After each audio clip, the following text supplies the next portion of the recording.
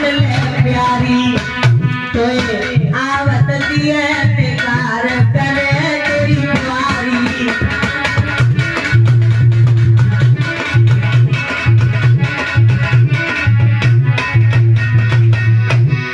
अरे रानी मान ले मेरी बात विवाहत तू जो करवा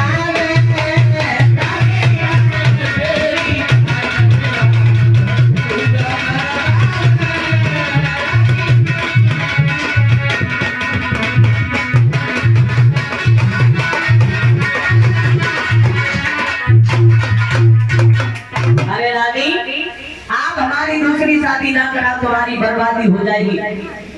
तुम्हारे दिमाग में कोई दूसरा उपाय हो तो उस उपाय को बताओ, हम जरूर पूरा करेंगे। तो रानी बादल कहने लगी महाराज आप एक काम करो, आप एक पत्र लिखो और उस पत्र को काशी के ब्राह्मणों के पास भिजवा दो, और जब हमारे कुल पुरोहित ब्राह्मण आएंगे तो हम उनसे अपनी हस्तरेखा दिखवाएंगे और पूछेंगे कि आने वाले समय पर हमारा नाम लेने वाला इस दुनिया में कोई पैदा होगा या नहीं। तो राजा देवर सिंह ने जवाब दिया रानी ये बात तो तुमने हमारे मन की छीन ली है, हम आज ही पत्र लिखवा देंगे और काशी के ब्राह्मणों को अपने नगर ददरीवा में बुलवाएंगे। राजा ने पत्र लिख दिया, काशी के ब्राह्मण आने लगे। ददरेवा में ब्राह्मणों की लंबी लाइनें। महाराज ने ऊंचे आसन पर सभी को बिठाया तो ब्राह्मण देव कहने लगे राजन अरे तुम्हारे यहाँ यज्ञ है या भंडारा है, कोई कार्य है जो तुमने हमें बुलवाया, आखिर बात क्या है जो तुमने हम ब्राह्मणों को बुलवाया है।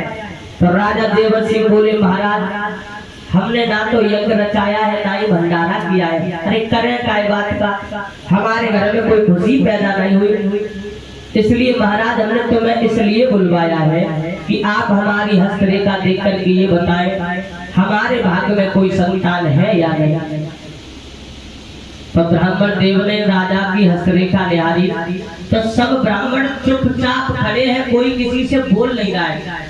काय को नहीं बोल रहा है क्योंकि ब्राह्मण देव जानते थे कि राजा को पाप लगे हुए हैं, श्राप लगे हुए हैं और राजा के 7 जन्म तक कोई संतान नहीं है। अगर हम इस बात को कह दे राजा तेरे भाग्य में 7 जन्म तक संतान ना है तो हो सकता है कि राजा देवर सिंह हमें मरवा दे।